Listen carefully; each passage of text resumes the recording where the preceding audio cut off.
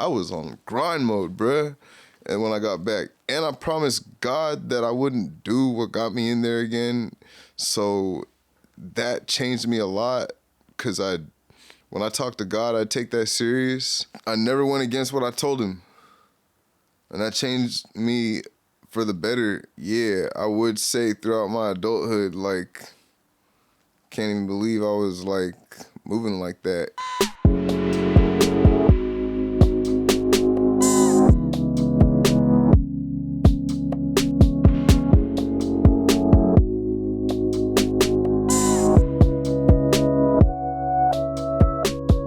What's going on, world?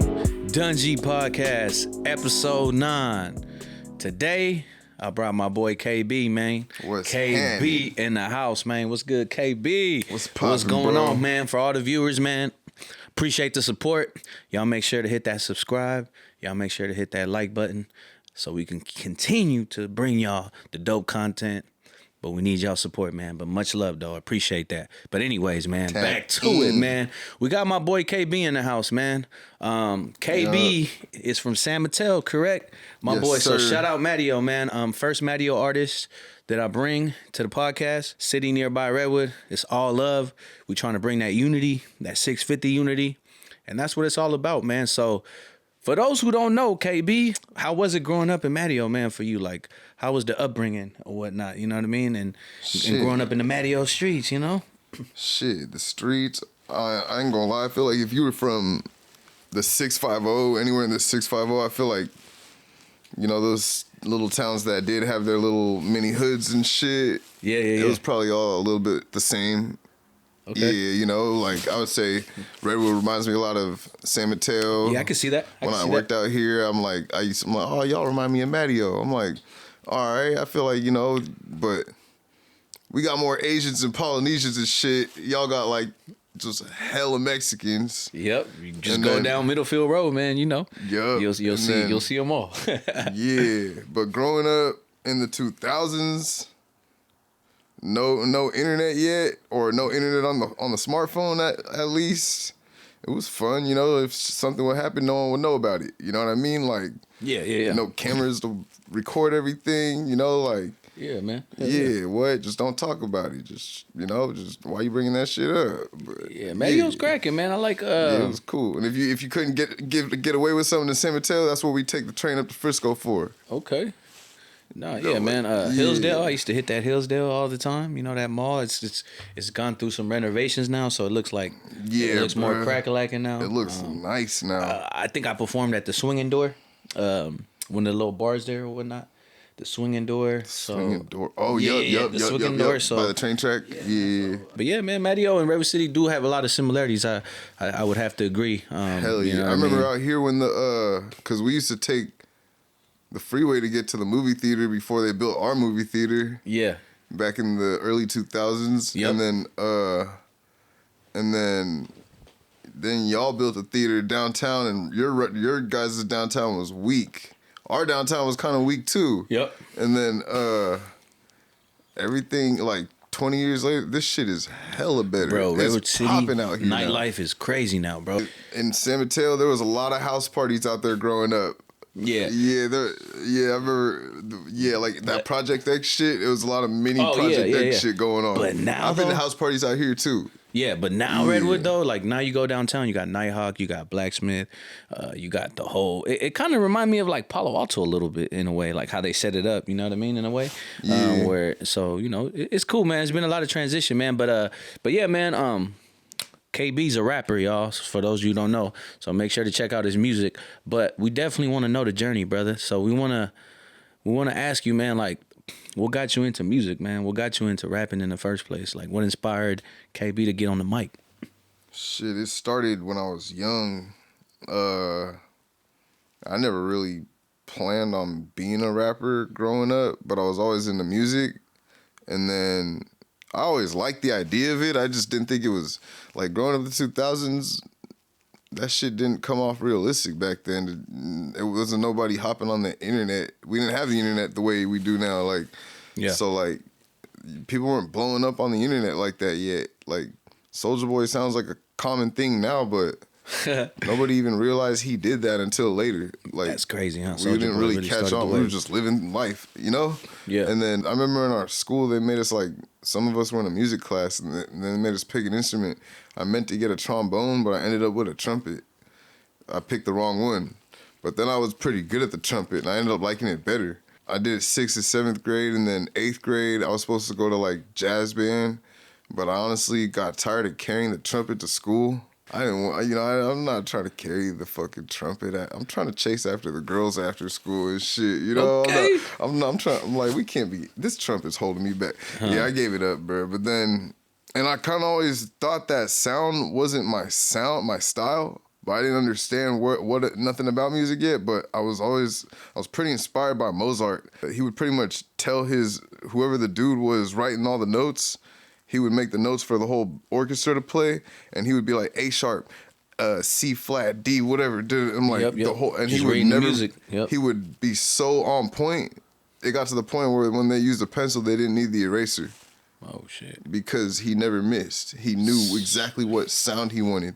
So that's insane. Fast forward to my freshman year in high school. One of my boys, me and him were like doing graffiti together and shit. We're just getting into all the hip hop, just like anything hip hop related. We're like into it. We're like dancing, turf dancing, break dancing. We're like watching all these '80s videos, and then we're like getting interested in just the idea of hip hop as a whole, you know? Yep. One day we're coming out of a computer class and we're like the last two to leave. We're just like fucking around on computers, and there's a computer with a screen on, and it has FL Studio on there, and like he's Fruity like, Loops. Yeah, so he's like, I'm like, what? I just see a screen. I don't know what this shit is, and he's like, that's Fruity Loops. I'm like, what's Fruity Loops? It's like, that's how you make beats. Ding.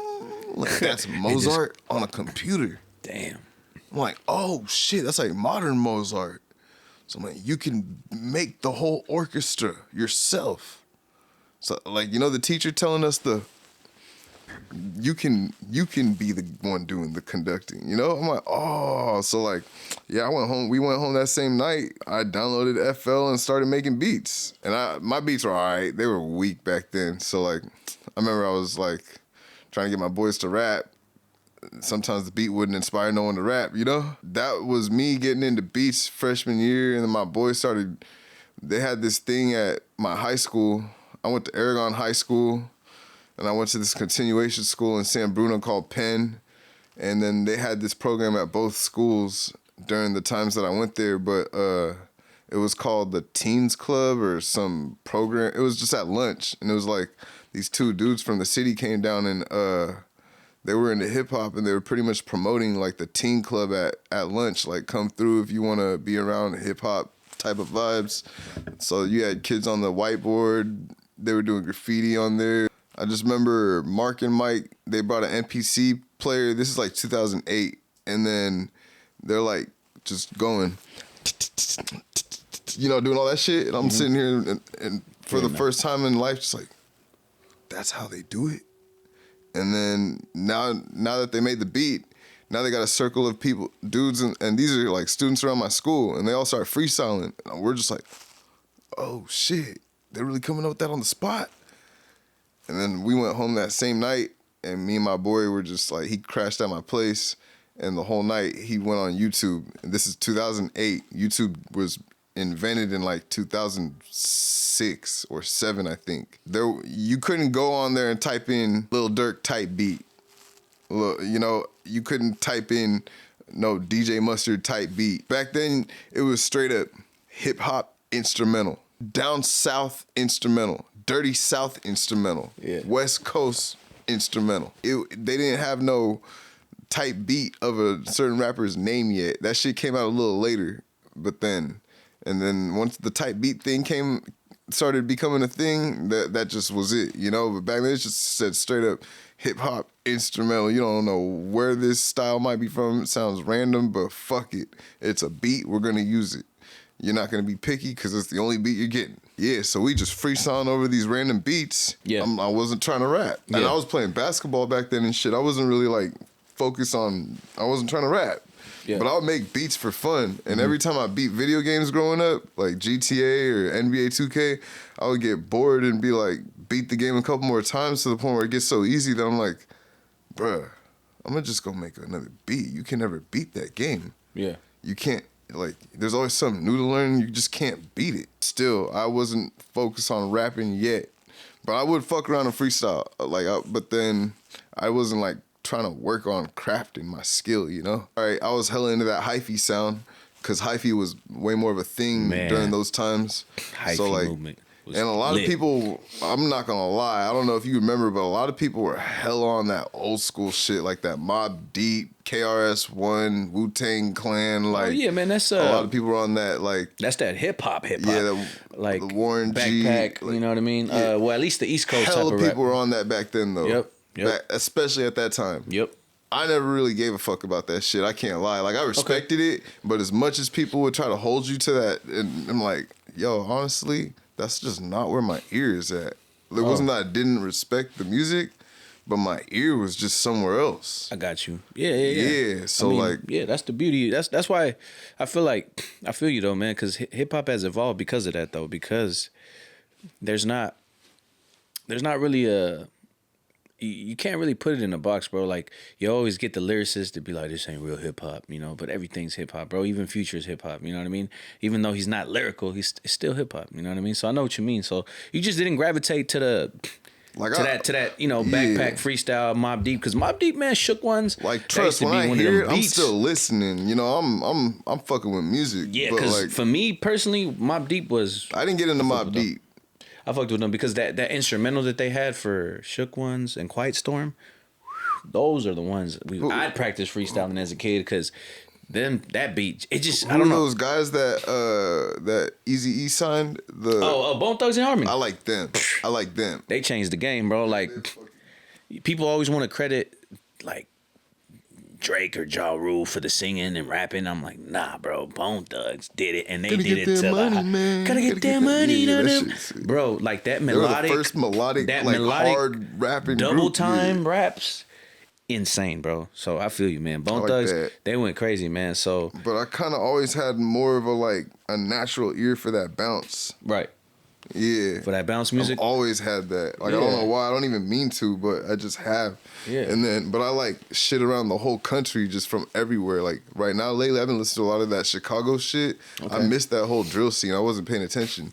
But like the whole King Von and all that. Bro, I'm barely going on YouTube looking up, why the fuck that nigga Dirk locked up? Like, what? Oh, what damn. So you go into the rabbit holes and I'm over start here figuring out. Well, I'm just like, I don't know what happened. Yeah, because you got dudes like Trap LaRosse will tell you the whole story. Trap LaRosse got like 3 hours of anything. I don't even know who that is. This one of the blogger dudes or YouTubers that he does just a lot of like hip hop history and stories and stuff. Every month there's a new rapper either dying, getting locked up, somebody did something. It's just, I don't even give a fuck no more. I'm like, I'm at a point where I'm like, fuck it. Oh shit, like damn. But then like, I'm like, wait a minute, look, this guy Lil Durk. And I'm like, I never really listened to his music, but you can't miss his face. He had that blonde dread and shit. So I'm like, you can't miss that. Yeah. Nah, for sure, man. Well, I mean, just backtracking back to your music, man. So, when was it, man, that you actually recorded your first song? Do you remember what your first song was? You remember that first feeling out the studio? I was embarrassed. Hey, man, but that's embarrassed. But that's why, you know, we share these stories because I'll say the same thing with me, man. Like, my stuff was booty when I first started too. So that's why we want to talk about the development. So that first song, we getting there from that story. Pretty much that same homie was forcing me to freestyle, was like forcing me to get on the song. Not forcing me, but just, I'm like, I don't care. But when I did rap, I did have a specific kind of way in my mind that I always wanted to go about it, and I still do that. I would say I finally got it down. But like back then, I was like, the wordplay mattered a little more to me than the delivery. And like people would call me out on my delivery all the time, but I would be like, nah, I don't care. Because I'm like, didn't you... that line I just said, I can't rephrase it to come out any better way. I see what you mean, because you know who kind of does it? The hood stars kind of do it, where they're slightly off beat, or Snoop Dogg on that song. But I don't want anybody to get the wrong. Like if you listen to his verse on that one, he's a little off. Yeah, he's rapping off.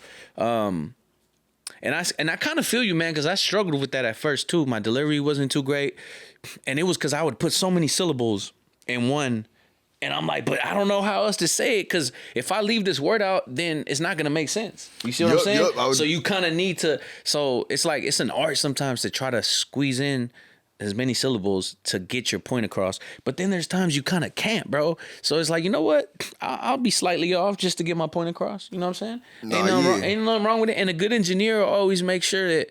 I mean, unless you're like an engineer, like crazy, most people don't catch that, bro. Your average human being driving down the street ain't gonna catch that. Oh, he was off right there. Nah, you gotta be musically inclined to really catch that. You know what I'm saying? So I feel you though, man. Like, you know, it's just trying to do it the way you wanted to do it. That's always been a thing with me though, and cause like, and I might try to stuff I might try to stuff extra syllables in there, just to make it sound tight. Yeah, you know, or a certain way that I want. And then maybe someone will try to correct me, but I'll just take that word out and do this. And then I'm like, yeah, but that fucked up the way it sounded now. Like the flow, the bounce of it. And I'm like, in my head, I'm like, nah, bro, just forget it. You don't know what I'm doing. Yeah. You know what I mean? I'm like, I don't care. Yeah, man. So how long would you say it took you for when you finally said you felt like you arrived? Like, you know, when you first listened to your song, for a song that you actually enjoy, you're like, you know what? I would say I'm actually like, right after I dropped Bits to the Puzzle in 2022, I like my delivery. Yeah, I like my style. I figured out what I wanted to accomplish. You know, one thing I always admired about you, KaeBee, and I think why like you're here in the Dungee podcast is because you was always an artist. Like, so for those who don't know, we met at Bobby D's back in the day when we used to do the shows with Noms in Motion. Shout out Noms in Motion. You know, R.I.P. my brother Max. Today's actually the day that he passed away. So shout out Max Mason. Go check out his music on YouTube, Max Mason, Spotify, rest in peace. All platforms. He got a song with Draco the Ruler called Jimmy Neutron. Got the video too. Go check that shit out. That's my brother. Yeah, rest in peace, man. Max Mason, man, dope artist. He was also an artist that was performing at Bobby D's back then. Super talented. And I just remember KaeBee just like you had a project out, bro. Like a lot of people the experiment. Here's the thing, bro. A lot of people say they do music, they drop a single here and there, then they disappear. But like when you put a whole body of work together, I forgot what album it was at the time, bro. My fault for that. It was either The Experiment or 21. But I think it was 21, bro. They were both on SoundCloud. I think it was 21. There you go. And I just remember, like, I think you gave me a copy of it, and I listened to it. But I was just impressed with the fact that you put a whole body of work together. You had a cover. You just looked like somebody that was just already in motion, man. And so kudos to that, bro. Because like honestly, bro, like you putting out a project like that, it tells anyone that you're serious, man. That you're putting money behind it. You're taking time out of your day to do it, man. And I always give kudos to people that do that, because those are the people I feel like are taking, when they say they rap, seriously more than others. Because it's cool, man, if you want to be a part-time rapper. I'm not knocking it, man. But I just know that, like, when I see someone drop a body of work in a project, I know the amount of work it takes, man. So I always want to, shout that out, man. Appreciate that. So, and then to transition, man. But yeah, man, we had the Bobby D shows. That's where we linked, man. That's where we met, man. And ever since then, man, we just been locked in. Had a few shows together. We did the toy drive. Shout out Hera, you know what I'm saying, for putting that together. We did it at the Four Seasons. That was one of the last performances we did. Yep. It was a toy drive for the kids. Barbers pulled up.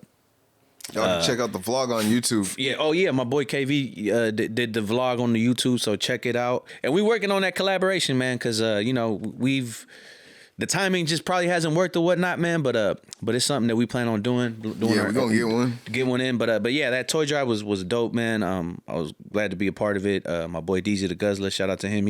He came through. KaeBee rocked, and it was dope, man. It was dope for the kids. Got them some toys, and then barbers were giving free cuts. It was a dope time, man. But man, I think the people want to know, KaeBee, man. You cooking up more music, man, or what like what's? I never stopped. I'm not gonna lie, like I haven't been on social media for like much in the past year. I just kind of went through some shit, and I just didn't really feel like being on social media anymore. Yeah. It had nothing to do with like nothing. I didn't fall off or nothing, but Okay. I was trying to like. I had hella music stacked up. I already have a mixtape sitting in my phone ready to go, artwork ready. That one's gonna be a follow up to Bits to the Puzzle. Okay. We're gonna call that one Missing Pieces. I kind of went through some shit in 2024 in the summer with the law. I like went to jail for a couple of days, and I never really rapped about that stuff. So I didn't even want to. I just didn't really want to deal with social media because I didn't know if I was being watched or nothing. I just was uncomfortable. And it kind of started there where I was just like going to court back and forth trying to figure this shit out. And then I was just like, man, let me just fall back for a quick second. And then it kind of like I kind of just got used to not being on social media. I kind of been liking it, but nah. I'm sure it feel good. Little social media cleanse is always good, I would say. Bruh, I would say your mind isn't like, you stop worrying about a bunch of stupid ass shit. Like when you like that fear of missing out, huh? Like that FOMO people that have. FOMO like, shit. Yeah. I didn't even go out much last year unless it was like a specific person's like kid's birthday or something. Like I'm like I only went out a few times in this past year. I was locked in. Getting in trouble got me kind of like hella focused. Yeah, it was kind of like a reality check for you, huh? Like yeah, kind of like, man, it I just need to. and then just like I ain't gonna lie, like that was only 3 days in there. They let me out on that OR thing. Like, I guess it's a new rule that California does where if the crime's not like big enough or something, they don't hold you in there because they already got a lot of people in there or something. Yeah. So I don't know. They let me out on OR. Damn. So if that wasn't the case, you probably would have done it a little longer or something, huh? Like maybe a couple weeks or a couple months. I don't think I would have done anything crazy. Yeah, nothing crazy, but like it would have been longer than the 3 days. So Monday, I ended up finding out I'm getting out. But those 3 days in there, first day I was too pissed off and frustrated from just being held in that holding tank and being in the drunk tank with a bunch of, I was sober as fuck, but I'm in a drunk tank with a bunch of drunks. So I'm like, it stinks in there. And then some dude went and dropped a deuce on the side. So I'm like, fuck, bro. You know, I'm like looking the other way. And I'm just like, and then they gave us food. We're all eating in the same room that this dude dropped one. I'm just like, come on. You know, Boy. and then this fool fucking goes to sleep on the floor. And I'm like, bro, that floor is nasty. And I'm like, I'm not going to sleep, bro. I don't care how tired I am. I'm not doing it. You know, Damn, like, bro. yes, I was just frustrated when I finally got to the cell. Like, I went to sleep, woke up, ate, kicked it, got to know my cellie, and then he was cool. We're joking a little bit, and then the next day I have a new cellie. He's gone. I'm like, fuck. He was kind of cool. New dude was paranoid as fuck. That shit was like weird. He was making me nervous, and then I'm like trying to keep the faith going, and then the third dude was like, I don't know. Luckily, I was getting out, so I only got to know him for about an hour, and then I was just like, I don't think I wanted to know him. It was day 3 when I really sat there bored as fuck and was like, bro, you know, this shit's doable, but I can't do this for all the time. Like, I'm gonna go crazy. I could do it, but I'm gonna go crazy. And then I'm like, bro, we waste too much time outside. Like I'm watching, cause I'm looking out the window and I just see the shadows of the sky like changing, but I can't really see anything from where I'm at. I just see the building across from us. So I'm wondering what time it is all day. And then I see a clock in the inside of the building and I'm like, bruh, I'd rather do anything else than being here right now. Like, I'd rather go sweep somebody's floor for them. Yeah. Like I'd rather go work. There's so much shit I'd rather do than just sit up in here and I can't even do nothing.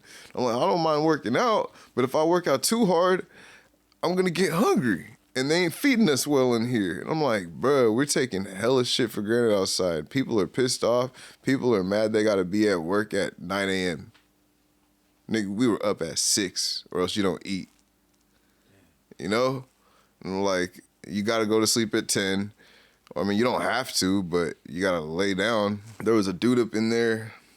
I'm not gonna lie, I rapped about it on one of my new songs that are unreleased, so I'll drop that one. Y'all will get to hear it, but I pretty much was talking about, this line was pretty much like, saw a dude get his ass whooped for 2 hours, probably got, and he probably was a coward, was fucked up, and like, I don't know if you want to bleep that out or nothing, but Nah, it's good. Man. Do your thing. but I don't know what happened. At first, I wasn't thinking about it much. I was just laying there. My celly's under me, or like he's on the bed under mine, and I'm like on the top bunk. This the County McGuire one? Yeah. Oh, okay. This is on like day 2, day 3, whatever. I don't know. I'm just laying there, and I'm just like, damn, bruh, what is this guy doing over there?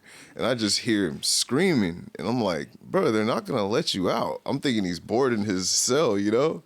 And he's just bam, bam, bam, bam, bam, bam, bam, bam, bam, bam. Let me get up. I keep jumping off the top of the bunk and going over to see. I'm like, bro's tripping. I'm like, my guy next to me is like, what's he doing? I'm like, he just tripping.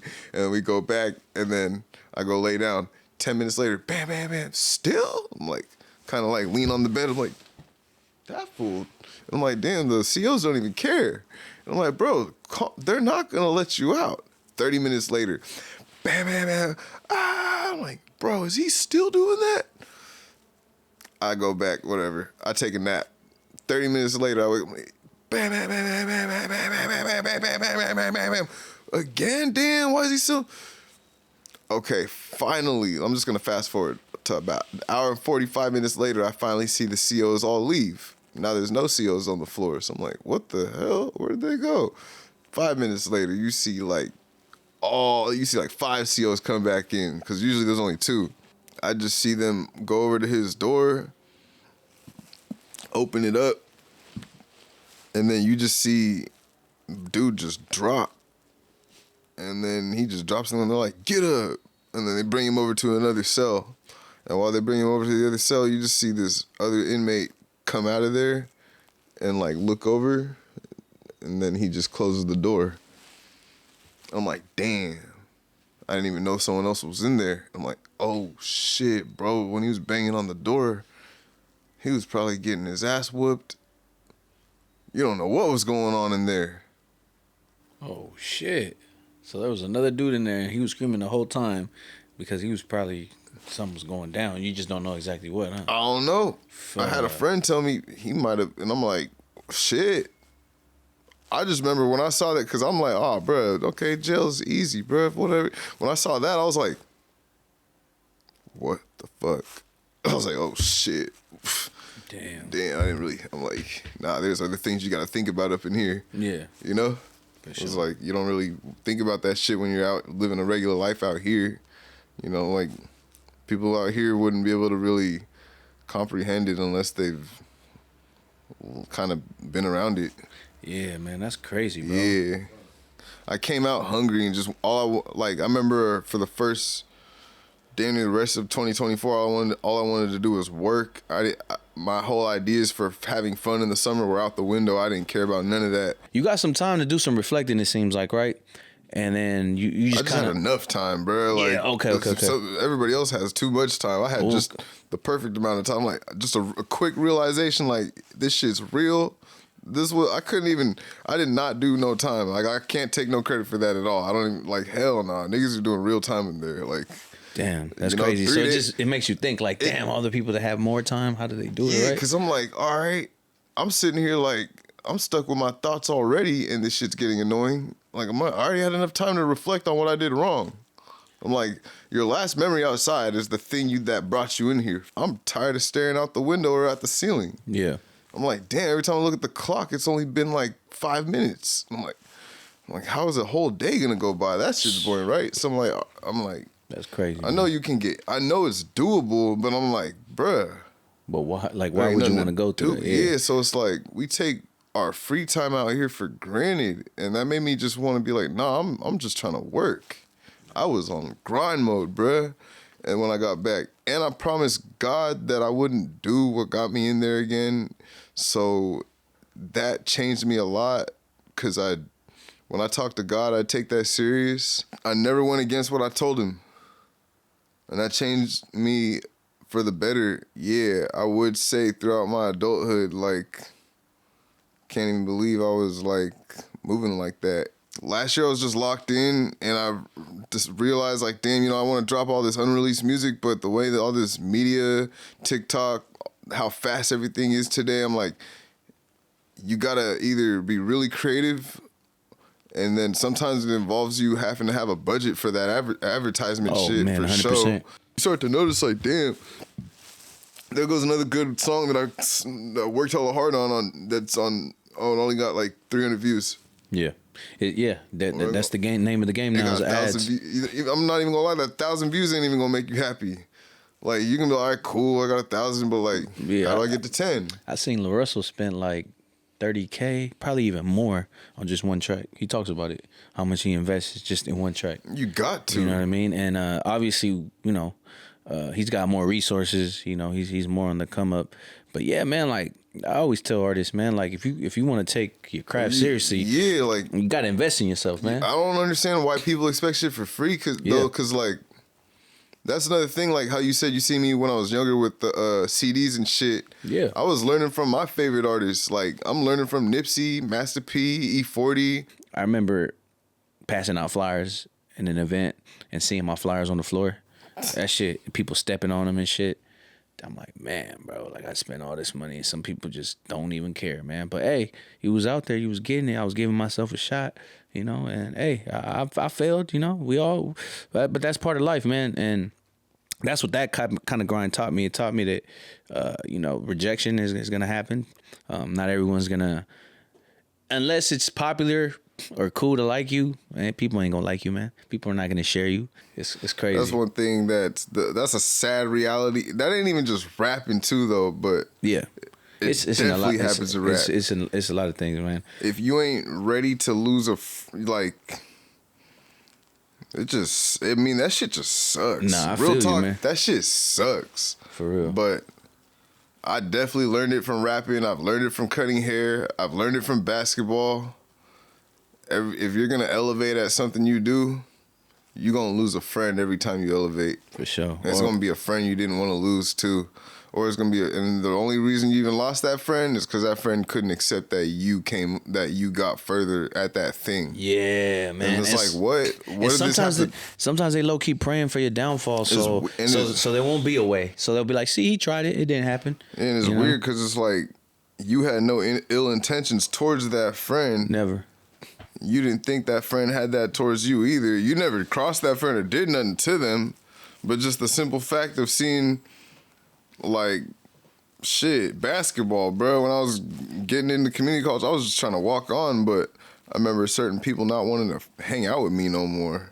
I'm like, what the fuck? Yeah, man. You was just hooping with me a year ago. I'm like, oh, now that I went a little further than you did, you want to, this nigga's salty. Yeah. I'm like, what the fuck? I'm like, damn, but I really fuck with bro. I'm like, well, bro don't fuck with me now. I'm like, all right.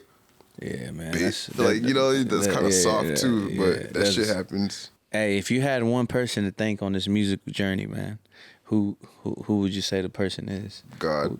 For sure. For sure.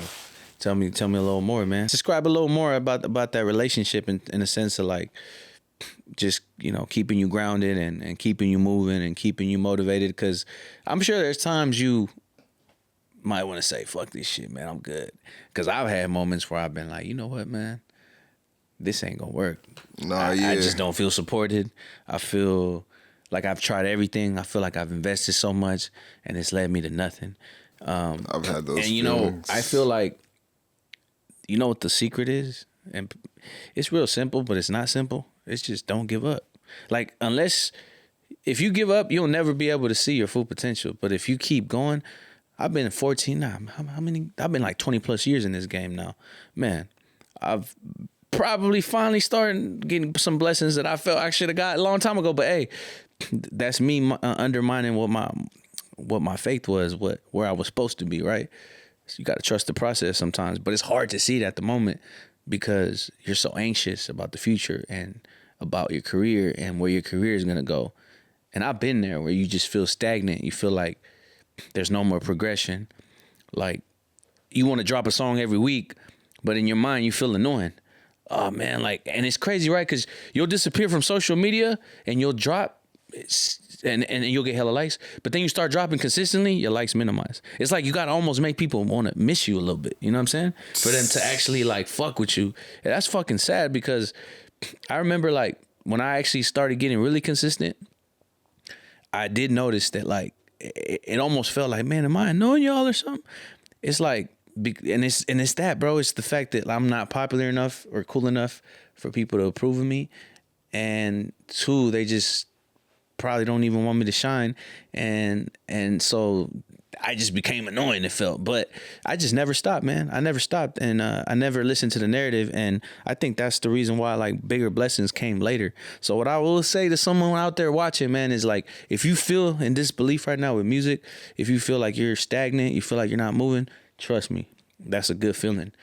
But just do one thing, man. Just don't give up and just keep pushing, and you'll see the light at the end of the tunnel if you're able to make it through that phase. That's the thing, man. Only the strong survive. And the weak people, because they don't see results right away, they want to run away and they want to give up. But how many businessmen in the world that have been successful, they'll tell you their entire story of how they started and how long it took them. It's a journey, bro. It takes people sometimes decades to get to where they finally wanted to get to. So, you know what I mean? It's just a little game for y'all, man. Just don't ever give up, man. But yeah, man, and it just all ties back to what you said, man, the relationship with God, man. I agree. Yeah, I don't mean to sound cliche, because there's people I could think of right now who I would think. Yeah, of course. No one person helped me get to where I'm at. They played a part in helping me get to where I'm at, but God is the only one who's been right there through the whole entire thing. He's the only one I'll be asking, why am I even doing this? Why do you, man, basketball was what I really wanted to do. Why you got me over here rapping? I'm like, I know I got me over here rapping, but yeah, I don't know if, like, I'm like, whatever purpose we're supposed to serve in this world, whatever I'm out here doing, I'm like, whatever it does for the world or not, like, I would like to think that my music has a reason that it's here. A purpose, for sure. Yeah, I'd like to think that my time is not being wasted. Most definitely. Yeah, man. Like, that's how I feel about it. Like, yeah. That was always like my intention with music was like, I'm gonna have fun with it. I'm still gonna rap and fuck around. I'll make an ass song. I don't care. Yep. If it slaps, it slaps. Yep. But if I got something deep I want to talk about too, we're gonna get on that. What rapper has a big influence on your music, would you say? Nipsey. Oh man, yeah. Rest in peace, Nipsey, man. Same here. Legendary. The Marathon Concept, the Victory Lap album. J. Cole. Yeah, okay. J. Cole. Yep, okay. Yeah, J. Cole. Nah, I'm gonna just give those two. For sure. Yeah. But if you could work with any artist right now, man, who would it be? Any artist from anywhere? Yeah, from anywhere. Don't even matter. Not even like just around here? Anywhere, man. Anywhere, yep. Ed Sheeran. Damn, okay. That boy trying to make a Billboard hit, huh? Yeah. That boy trying to be on the charts, trying to hit the Grammys, because you start hitting that Ed Sheeran territory, you low key hitting the pop game, but it's dope, man. I would love to work with someone along those lines as well, man. Just because it's like some people don't expect, but they're like, man, but Ed Sheeran got vocals too, but I would want to get a song with MB Nell. Okay. Yeah, I hella like his style. Yeah, because you have Filipino, right? Yeah. Okay, yeah. Okay. But even just besides being Filipino too, and I do got folks who actually like, I got fam in his neighborhood or from that side of Stockton. Not from there, but we helped them move there a couple years back. Okay. But yeah, nah. Besides that, I actually just like his sound, like the melodic flow. I'm like, bro, that's hella similar to like my approach. So like, yeah, a lot of similarities. When I hear it, I'm like, damn, I want to work with bro. But yeah, Nip passing away, that one ate at me. And then Juice Boy, shout out Cutthroat Mode Click.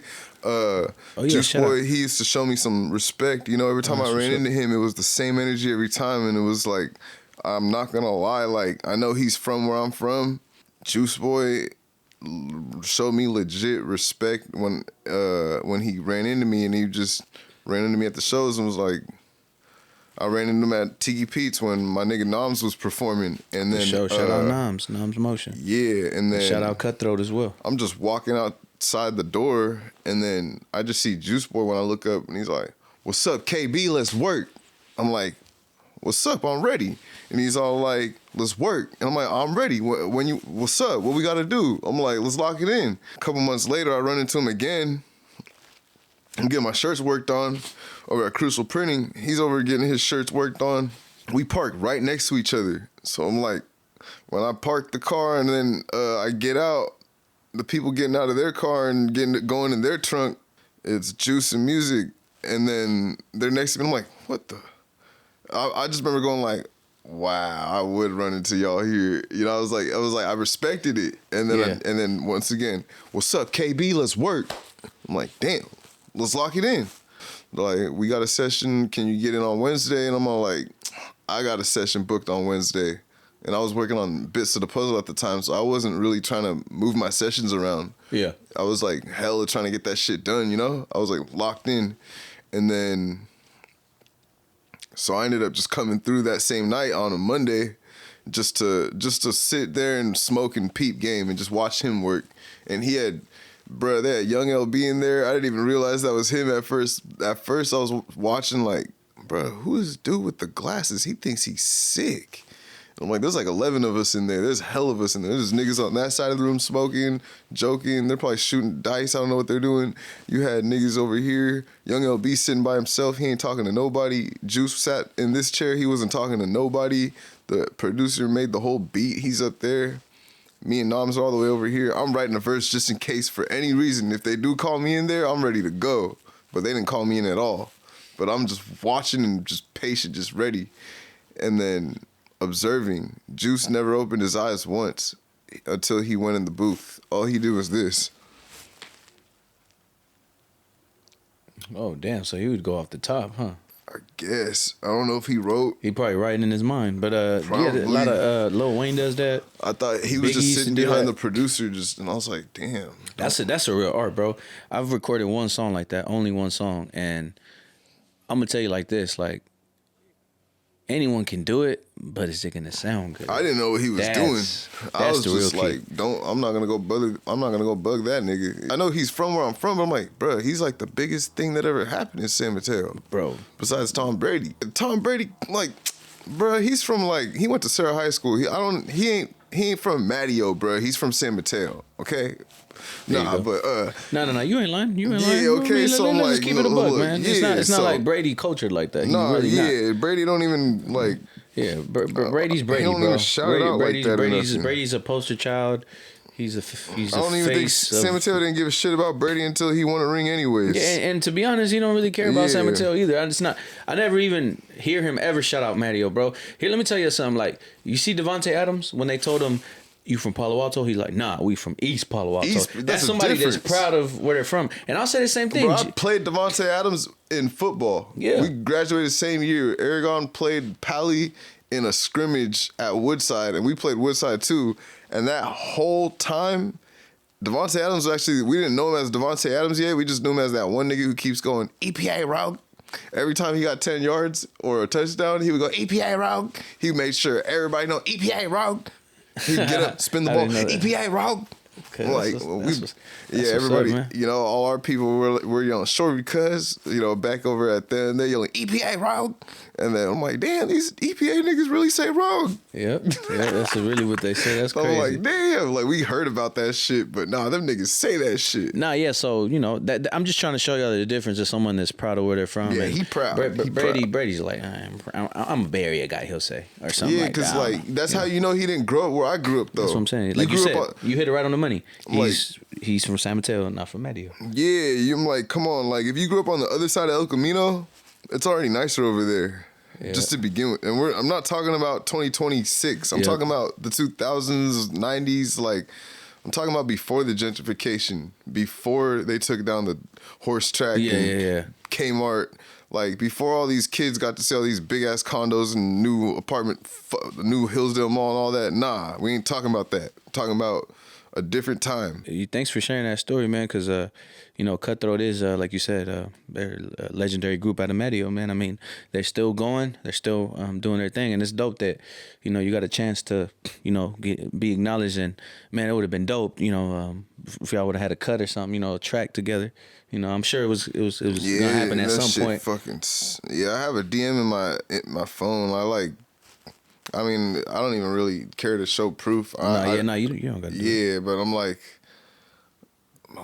that shit, fuck. I mean, just R.I.P. to bruh in general, but that one definitely ate at me for a second when I was like, damn, I should have fucking moved that session to another day and came on Wednesday, you know? Yeah. But I didn't know that was gonna happen. I know, you know, with the music thing, man, you've been doing it.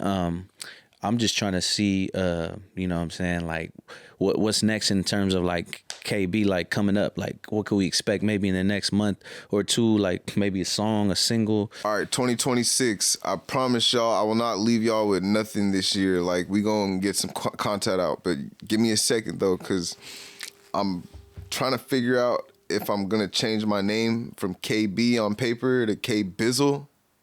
I'm still KaeBee, but I kind of want to change the typing to KaeBizzle when you look me up. But we ain't done with that yet. And then besides that, yeah, when we get it all ready, I got slappers on the way. We got quality music. Skill level is even higher than it was before. The content, the things I'm talking about, we're touching on more stuff. So I got more shit coming for y'all. I promise. I'm not done with this shit. Hell yeah. And then you can find all my music on all platforms. Just type in capital KAE, capital BEE. Videos on YouTube. Man, Bits to the Puzzle. That's my latest project. If you haven't heard that one yet, go check that out. Next one's going to be Missing Pieces. Okay. Yup. Man, that's what's up, bro. For sure, KaeBee, man. You know, thanks for coming. Oh, and by the way, we also gonna get that cut. You know, we gonna collab for sure and have hopefully by the next time KaeBee pull up, man, we got a song that we could brag about. Cause man, we've been trying to get in the lab too, and work, man. So yeah, KaeBee, man, is a talented artist, good hearted person, man. Y'all make sure to tap in with him, man. He's good peoples. He means well. He's for the community, and he's got the music on lock, man. So, Dungee Podcast, episode 9. It's a wrap, y'all. Appreciate y'all. Make sure to hit that like and subscribe button so we can continue to drop the dope content, man. Let's get it. Dungee Podcast, let's roll. Yeah.